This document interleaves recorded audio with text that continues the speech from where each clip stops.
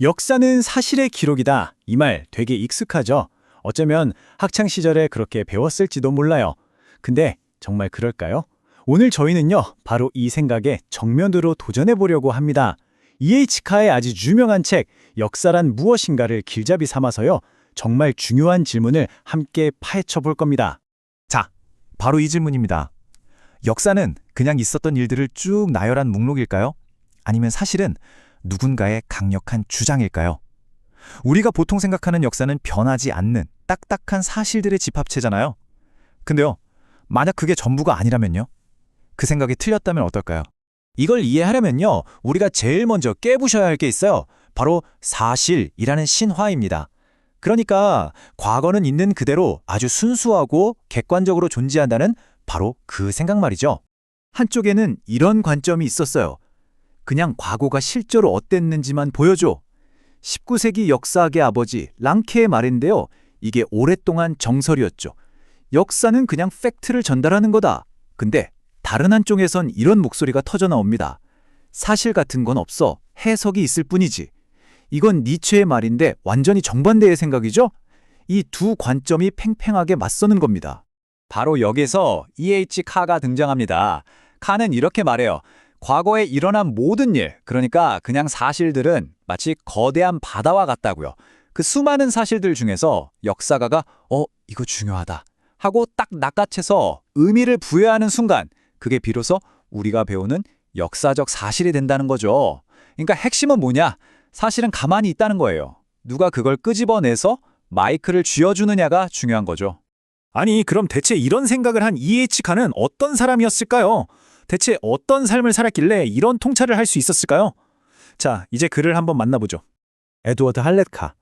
이 사람은요, 처음부터 책상에만 앉아있던 학자가 아니었어요.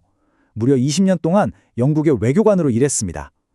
전 세계를 돌아다니면서 국가 간의 힘겨루기, 정치의 속살을 직접 본 거죠. 이런 경험이 그에게 남들과는 전혀 다른 아주 날카로운 시각을 선물한 겁니다. 그리고 카가 살았던 시대를 한번 보세요. 와, 정말 말 그대로 격동의 시대였습니다. 1차 세계대전이 터지고 러시아에선 혁명이 일어나고 얼마 안 가 2차 세계대전이 또 터지죠. 전쟁이 끝나나 싶었더니 냉전에 자기가 몸담았던 대영 제국은 서서히 무너져 내리고, 카는 이 모든 걸, 이 거대한 변화의 소용돌이를 맨 앞에서 온몸으로 겪어낸 사람입니다. 어제까지의 상식이 오늘 뒤집히는 그런 세상을 살다 보면 당연히 이런 의문이 들지 않겠어요? 과거라는 게 그렇게 안정적이고 질서정연한 게 맞나? 당연히 아니죠. 이런 세상에서 역사는 그냥 있었던 일의 기록이야 라는 낭만적인 소리는 더 이상 통하지 않게 된 겁니다. 새로운 질문이 필요했던 거죠. 바로 이런 경험과 고민 끝에 카네이의 가장 유명하고 또 가장 강력한 아이디어가 탄생하게 됩니다. 바로 이 문장입니다. 역사란 현재와 과거의 끊임없는 대화이다. 와, 이 한 문장이 정말 모든 걸 바꿔놓습니다. 이게 대체 무슨 뜻일까요? 자, 대화라고 했으니까 상대를 알아야겠죠. 먼저 과거입니다. 여기서 과거는요, 그냥 날 것 그대로의 과거예요. 누가 태어나고 죽고 뭘 먹고 무슨 생각을 했고 셀 수도 없는 무한한 사건과 사람, 디테일들이 그냥 막 뒤섞여 있는 아직 정리되지 않은 원지류 덩어리 같은 거죠. 대화의 다른 상대는 바로 현재입니다. 이건 바로 우리, 그러니까 역사가가 서 있는 바로 지금 이 시간이죠. 현재의 우리는 우리만의 가치관, 우리만의 고민, 우리만의 질문들을 가지고 있잖아요. 바로 이 현재라는 렌즈를 통해서 저 거대한 과거를 들여다보는 겁니다. 그럼 역사가는 뭘 하는 사람이냐? 바로 이 과거와 현재 사이를 끊임없이 오가는 다리 같은 존재인 거예요. 과거로 달려가서 자료를 가져오고 다시 현재로 돌아와서 이게 지금 우리에게 무슨 의미가 있지? 라고 묻고 계속 왔다 갔다 하면서 의미를 만들어내는 거죠.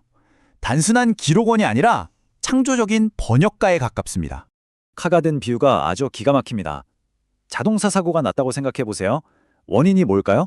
어떤 사람은 운전자가 술을 마셨잖아 라면서 개인의 책임을 강조할 수 있겠죠.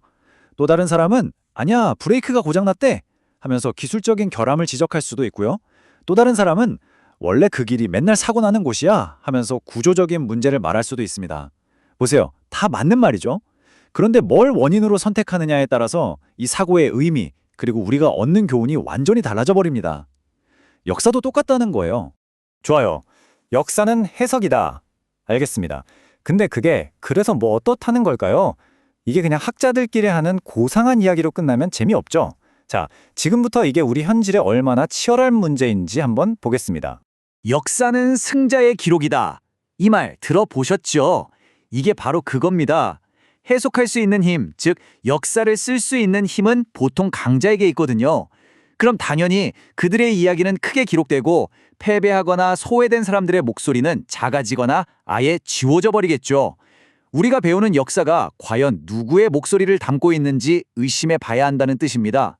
그리고 이건 과거의 이야기가 아닙니다. 바로 지금 이 순간에도 벌어지고 있는 역사 전쟁의 핵심이에요. 동아시아에서 벌어지는 여러 역사 문제들, 특정 국가가 주변의 역사를 자국의 역사로 편입하려는 시도들, 또 국가의 정체성을 두고 벌어지는 수많은 논쟁들, 이 모든 게 결국 과거를 어떻게 해석할 것인가를 둘러싼 싸움인 셈입니다. 여기서 아주 위험하고도 중요한 질문이 나옵니다. 좋아, 다 해석이라고 치자. 그러면 아무렇게나 해석해도 되는 거 아니야? 내 해석이나 네 해석이나 다 똑같은 거 아니야? 이런 생각 할 수 있잖아요? 예이치카의 대답은 단호합니다. 아니요, 라고요. 100% 완벽한 객관성은 불가능할지 몰라도 그렇다고 역사가가 아무렇게나 소설을 써도 된다는 뜻은 절대 아니라는 겁니다. 역사가에게는 일종의 책임이 있다는 거죠. 더 많은 사람들을 위한 진보, 그리고 과거에 대한 더 완전한 이해를 향해 나아가려는 노력, 그런 가치를 가지고 진실을 추구해야 한다는 겁니다. 자, 그럼 이 모든 논의를 바탕으로 우리가 앞으로 역사를 어떻게 대해야 할지, 어떻게 미래를 위한 도구로 쓸 수 있을지 마지막으로 정리해 보겠습니다. 카의 생각은 우리 각자에게 역사 도구 상자 하나씩을 주는 것과 같아요. 첫 번째 도구, 질문하기입니다. 누가 이게 역사적 사실이야 라고 말하면 고지고대로 믿지 말고 왜? 누구의 관점이지? 하고 질문을 던져보는 거죠. 두 번째, 교과서 밖으로 나가기입니다. 교과서에 없는 이야기, 잊혀진 사람들의 목소리를 적극적으로 찾아보는 거예요. 마지막으로 이 모든 걸 나의 삶과 연결하기. 과거에 있었던 일이 지금 내가 발딛고 사는 이 사회를 어떻게 만들었는지 이해하는 것. 이게 바로 깨어있는 시민의 시작입니다. 역사를 잊은 민족에게 미래는 없다. 정말 유명한 말이죠. 여기서 중요한 건 그냥 과거를 암기하라는 뜻이 아니에요. 우리가 과거를 어떻게 기억하고 해석하느냐가 바로 우리 공동체의 정체성, 즉 우리가 누구인지를 결정한다는 겁니다. 이 대화 자체를 멈추는 순간 우리는 길을 잃게 되는 거죠. 그러니까요. 과거는 저기 박물관에 박제된 끝난 이야기가 아닙니다. 바로 여러분이 우리가 앞으로 만들어갈 미래의 생생한 원재료인 셈이죠. 그러니 다음부터 역사 이야기를 접할 때 꼭 기억해 주세요. 여러분은 그냥 사실을 듣고 있는 게 아닙니다. 과거와 현재가 나누는 이 위대한 대화에 바로 당신이 초대된 겁니다.